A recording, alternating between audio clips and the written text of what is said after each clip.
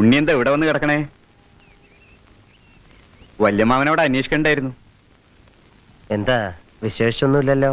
ഇല്ല, അമ്മയ്ക്കൊരു നെഞ്ചരിച്ചല് പോലെ വന്നു. ഞാൻ കൃഷ്ണവൈദ്യരെ കണ്ട് വിവരം പറഞ്ഞു. ഒറ്റ ഗുളികയിൽ ആശ്വാസമായിപ്പോയി. വായുവിന്റെ ആണേ.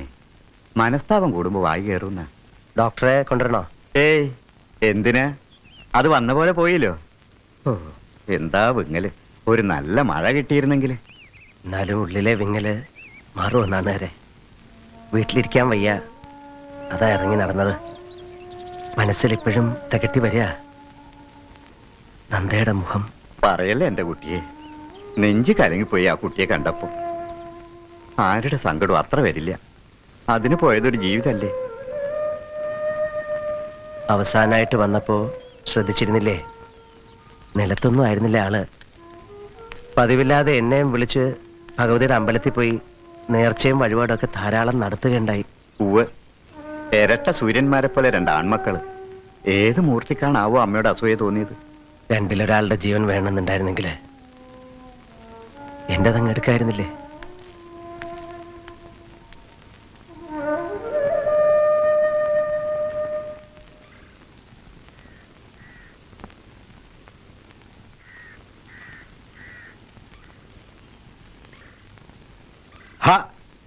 ദീപം കൊണ്ടുവരുമ്പോ ഒന്ന് പറഞ്ഞുകൂടെ കുട്ടി?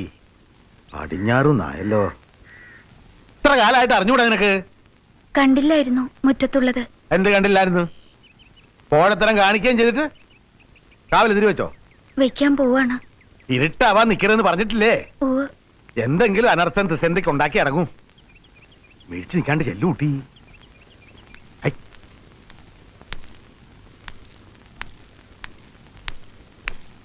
താൻ എവിടെ പോയിരുന്നോ? വെറുതെ ഒന്ന് പുറത്തിറങ്ങി. ഇരുട്ടയച്ച എന്തെങ്കിലും വെളിച്ചം കൈ കരുതണോടോ. ഉഷ്ണസഞ്ചാരം കിട്ടിയ എഴജന്തുക്കൾ ഇറങ്ങുന്ന സമയാ.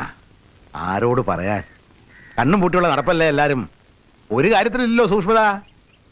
ആ നാണു അവിടെ പാടത്ത് പോയിരിക്കുക വെള്ളം തുറന്നിവിടെ. അയാളുടെ ആവശ്യം വരുമല്ലോ. പടിഞ്ഞാറുന്ന് ആരോ പുറപ്പെട്ടിരിക്കണോ? ലക്ഷണം കാണുന്നുണ്ട്.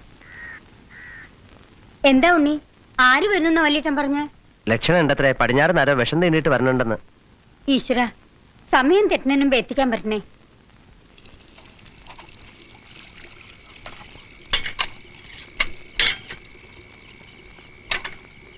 ചെറിയമ്മ കിടന്നോ?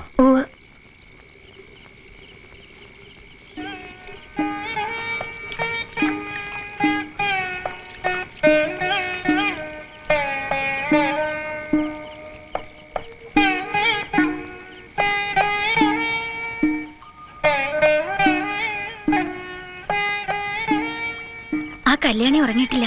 ഇടയ്ക്കെങ്ങാൻ എണീറ്റ് ഞാൻ കിടക്കണടത്തില്ലാന്ന് കണ്ട.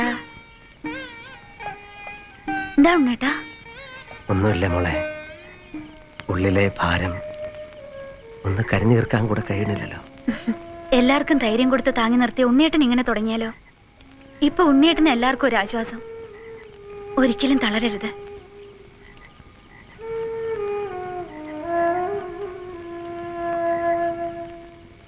അതിരെ ഉണ്ണിയേട്ടൻ അങ്ങനെ വിളിക്കുമ്പോഴാ എനിക്ക് അങ്ങനെ ഒരു പേരുണ്ടെന്നുള്ളത് ഓർമ്മ വരിക. ബാക്കി എല്ലാവർക്കും കുട്ടിയാണല്ലോ. നിനക്ക് മടുത്താ മോളെ ഈ എച്ചിൽ പാത്രങ്ങൾക്കിടയിലുള്ള ജീവിതം? ഒരിക്കലും ഇല്ല ഉണ്ണിയേട്ടാ. എനിക്കൊരു ജീവിതം തന്നത് ഈ വീടല്ലേ. അമ്മയുടെ സഞ്ചയനം കഴിഞ്ഞ് എല്ലാരും പിരിഞ്ഞു പോയപ്പോ ദ്രവിച്ച് നിലം പറ്റാൻ തുടങ്ങിയ വീടും കണ്ണു കാണാൻ വയ്യാത്ത മുത്തശ്ശിയും വിട്ട് നാണനായരുടെ കൂടെ പടിയിറങ്ങുമ്പോ ഞാനൊന്നും ആശിച്ചിരുന്നില്ല. പക്ഷേ കാത്തിരുന്നത് ഭാഗ്യം തന്നെയാ. ഒരു വേലക്കാരി എന്നുള്ള നിലയ്ക്ക് ആരും കണ്ടിട്ടില്ല. നല്ല വാക്കേ പറഞ്ഞിട്ടുള്ളൂ. പിന്നെ ഈ മാണിക്യം, ഇതാ ഇപ്പോഴത്തെ സന്തോഷം. അതുപോലെ പേടിയും. ഇനിയും മാറിയില്ല പേടി? ഇപ്പൊ തന്നെ ആരേലും വന്ന് കണ്ടാൽ നാളെ നേരം വെളുക്കില്ല. പിന്നെ എന്റെ സ്ഥാനം പടിക്ക് പുറത്താവും. പടിക്ക് പുറത്തുള്ള ലോകത്തേക്ക് നിന്നെ തനിച്ചയക്കോ? വല്യമ്മാവന്റെ മുഖത്ത് നോക്കി ഇതങ്ങ് പറയാൻ ധൈര്യക്കുറവുണ്ട് എന്നുള്ള നേരാ. എന്നാലും അപ്പു ഏറ്റതായിരുന്നു എല്ലാം ശരിയാക്കിക്കൊള്ളാന്ന്. ദൂരെയുള്ള ഏതോ ലോകത്തിരുന്ന് അനുഗ്രഹവും ശക്തിയും തരും.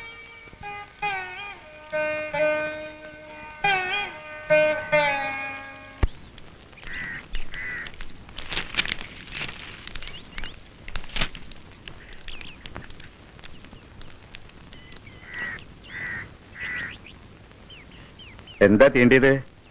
കണ്ടു വല്ലവരും? വെള്ളിക്കെട്ടനാന്നാ പറഞ്ഞു. ആര് പറഞ്ഞു? വെള്ളിക്കട്ടനോ?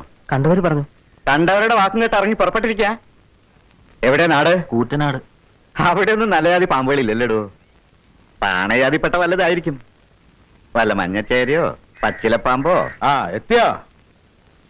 ഇക്കണ്ട നേരമൊക്കെ എന്തും കാത്തിരിക്കായിരുന്നു. ഇന്നലെ സന്ധ്യക്കല്ലേ തീണ്ടിയത്? ചിലര് ചേർന്ന് അയനിക്കാട്ട് വൈദ്യരുടെ അടുത്തേക്ക് കൊണ്ടുപോയി. ആ. രാത്രി ഒത്തിരി കഴിഞ്ഞിരുന്നു. അപ്പോഴാ വൈദ്യര് പറയണത് നേരത്തോടെ നേരം കഴിഞ്ഞാൽ എന്തെങ്കിലും അറിയാൻ പറ്റുമെന്ന്. പിന്നെ അപ്പൊ തന്നെ എടുത്തു. ഓരോ മുറിവൈദ്യന്മാര് കൈയൊഴിയുമ്പോഴാണല്ലോ ഇവിടുത്തെ കാര്യം ഓർമ്മിക്കുക. ഇവിടെയാ കടിയേറ്റത്. കീറി ചോര ഒത്തിരി കളഞ്ഞു.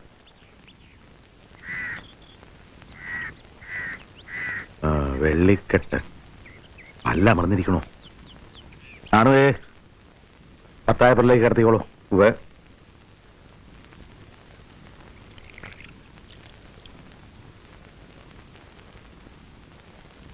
കുറച്ചു നേരം അങ്ങനെ കിടക്കട്ടെ. കണ്ണ് തുറക്കുമ്പോ ആ ഗുളിക നിന്നും മരുന്നും കൂടെ കൊടുത്താൽ മതി. ശരി. ഉച്ചയാവില്ല നടത്തിക്കൊണ്ട് പോവാം. ഓ.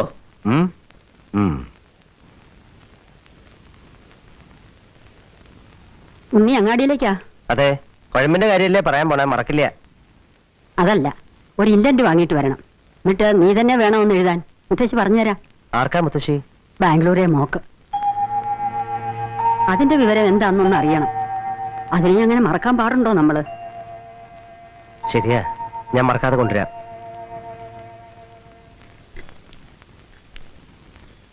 താനെങ്ങടാ? 1-2 പേരെ കാണണം. ഒന്ന് ബ്ലോക്ക് ഓഫീസിലും കയറണം. പുറത്തിറങ്ങാൻ മനസ്സുണ്ടായിട്ടല്ല, ഞാൻ തന്നെ ചെന്നേ പറ്റൂ. കമ്പിയുണ്ട് ബാംഗ്ലൂരിൽ നിന്ന്. കൺസ്ട്രക്ഷൻ കമ്പനിയുടെ MD തരകൻ അയച്ചിരിക്കുന്നേ. അവിടുത്തെ ലോക്കൽ സ്റ്റേഷനിൽ അടുത്ത ബന്ധുക്കൾ ആരെങ്കിലും ചെന്ന് മൊഴി കൊടുക്കണത്രേ. പേരിനൊരു ഫോർമാലിറ്റി. ആക്സിഡന്റ് ആയിരുന്നുള്ള ഉറപ്പാണ്. നമുക്ക് പോയിട്ട് പരാതിയൊന്നുമില്ല. പിന്നെ നരേന്ദ്രന്റെ കുറെ സാധനങ്ങൾ കിടപ്പുണ്ട്, അതെല്ലാം കൊണ്ടുവരണം. എന്താടോ ചെയ്യാ? താനൊന്ന് പോവോ? ഞാൻ പോവാം. പാലക്കാട് വരെയല്ലേ കഷ്ടി പോയിട്ടുള്ളൂ. അതിനപ്പുറം കിടന്നാ കുഴങ്ങോ? രാത്രി വണ്ടിക്ക് പോയാ അവിടെ എത്തുമ്പോ നാളെ രാവിലെ തന്നെ എത്തില്ലേ? വരണ വിവരം തരകനെ വിളിച്ച് പറഞ്ഞിട്ടുണ്ടല്ലോ. പോവാ. ആ, അയാൾ സ്റ്റേഷനിൽ എത്തിക്കോളും. എന്നാലേ പുറത്തിറങ്ങേണ്ടു. പരിചയമില്ലാത്ത സ്ഥലമല്ലേ? ഓ. ഞാൻ പറഞ്ഞത് ഉണ്ണി മറക്കണ്ട. നന്ദമോളെ ഒന്ന് കാണണം. അവളുടെ വിലാസം തരകന്റെ ഉണ്ടാവും. ആരും ഇല്ലാത്ത കുട്ടിയല്ലേ, ഒരു തന്തയുള്ളത് ഇല്ലാത്തതിന് തുല്യാന്ന് അവൻ പറഞ്ഞിരുന്നേ. തീവണ്ടി ആഫീസിൽ ഒരു മല്ലയുദ്ധം കഴിഞ്ഞു. സീറ്റ് ഉറപ്പായോ? ഉറപ്പാക്കി. അത് മതി. ആ മാനാട്ടൊരു വിദ്വാൻ അവിടെ ജോലിയിലുണ്ടല്ലോ. ദാ. പിന്നെ എന്താന്നാണ് നേരെ കയ്യില്? ഏയ്, അതൊരു എന്താ അത്? അതെ, തോർത്തുകൊണ്ടാ. ആ ചെട്ടിയാരുടെ കട കണ്ടപ്പൊന്ന് വാങ്ങിയതാ. കാണട്ടെ, ഇങ്ങ് തരിക. കാണാൻ മാത്രമൊന്നുമില്ല. അല്ല, നോക്കട്ടു.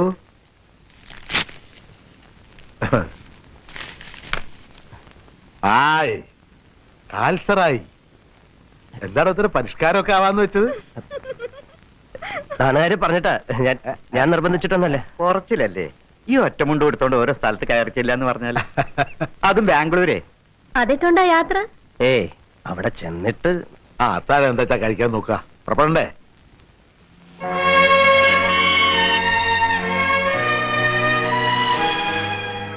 ആ ഹലോ, ഞാൻ മോഹൻ തറവേ. നരേന്ദ്രന്റെ എവിടുന്നാ? ഉണ്ണി വന്നിട്ടുണ്ടേ. നന്ദയെ ഒന്ന് കാണണമെന്ന് പറഞ്ഞു. എപ്പോ? ഇപ്പൊ എങ്ങനെയുണ്ട്? ഇഷ് ഓൾ റൈറ്റ്? Okay okay. തന്നെ കണ്ടപ്പോ ഒരു നിമിഷം നരേന്ദ്രനാണ് മുന്നിലെന്ന് തോന്നി. ഞാൻ ഡോക്ടർ വിമലയെ വിളിച്ചിരുന്നു. നന്ദയെ ഹോസ്പിറ്റലൈസ് ചെയ്തിരിക്കുക. എന്താ? ഭക്ഷണം കഴിക്കില്ല. പട്ടിണി കിടന്ന് മരിക്കാനാ തീരുമാനം എന്ന് വെച്ചാൽ എന്ത് ചെയ്യാനാ? ഇന്നലെ രാത്രി തൊട്ട് നല്ല ടെമ്പറേച്ചർ ഉണ്ടായിരുന്നു. മരുന്നും വേണ്ടെന്നാ വാശി. വിമല ഒരുവിധ ഹോസ്പിറ്റലിൽ എത്തിച്ചിരിക്കാന്നാ പറഞ്ഞേ. എനിക്ക് അവിടം വരെ ഒന്ന് പോണല്ലോ.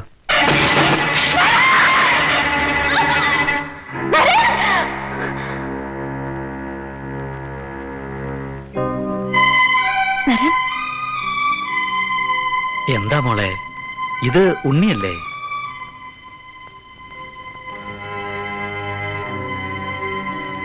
യെസ്, എനിക്കറിയാം.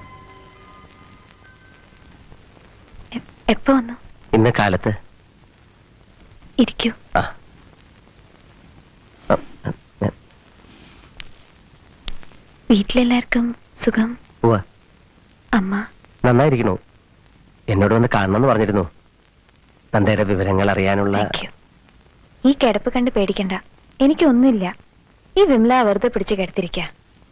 ഹസൻ ഭായ്, ഒന്ന് പറഞ്ഞ് മനസ്സിലാക്കൂ ഇവളെ. I'm perfectly all right.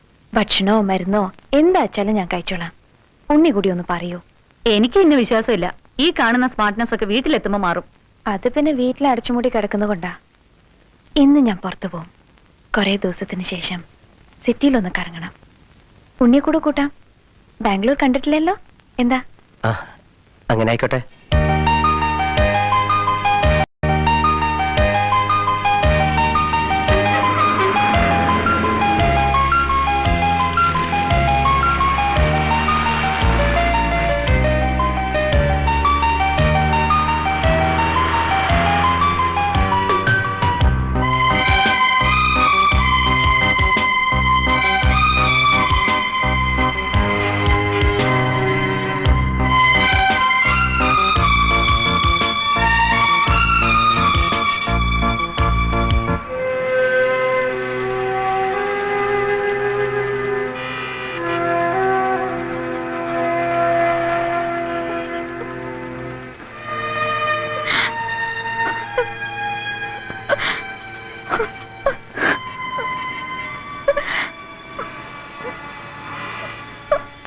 ഞാനും നരനും നടന്നു പോയ വഴികൾ, എനിക്ക് എന്നേക്കുമായി നഷ്ടപ്പെട്ട ദിവസങ്ങൾ പുനർജനിക്കുകയാണെന്ന് ഞാൻ മോഹിച്ചു. വെറുതെ ഒരു മോഹം. ഞാൻ അതിനൊരു ശ്രമം നടത്തുകയായിരുന്നു വിമല. ഇല്ല, അതൊരു ഇഡിയസിയാണ്. ഉണ്ണിക്ക് എങ്ങനെ നരനാവാൻ കഴിയും? നോക്കുന്നെന്താ, നീ ഇങ്ങനെ തുടങ്ങിയാൽ എന്താ ചെയ്യാ? നടന്നത് എന്താണെന്ന് ഇനിയെങ്കിലും നീ റിയലൈസ് ചെയ്യണം. നിന്റെ നരേന്ദ്രൻ മരിച്ചു പോയിരിക്കുന്നു. ഇനി ഒരിക്കലും നിനക്ക് അയാളെ തിരിച്ചു കിട്ടില്ല. Yes, I know. പക്ഷെ എന്തിന് ദൈവം അതേപോലെ ഉണ്ണിയെ സൃഷ്ടിച്ചത്? അല്ലെങ്കിൽ അയാൾ എന്തിനെന്നെ കാണിച്ചു തന്നു? കാണുമ്പോ അറിയാത്തൊരാശ്വാസം, അതിൽ കൂടുതൽ വേദനയും.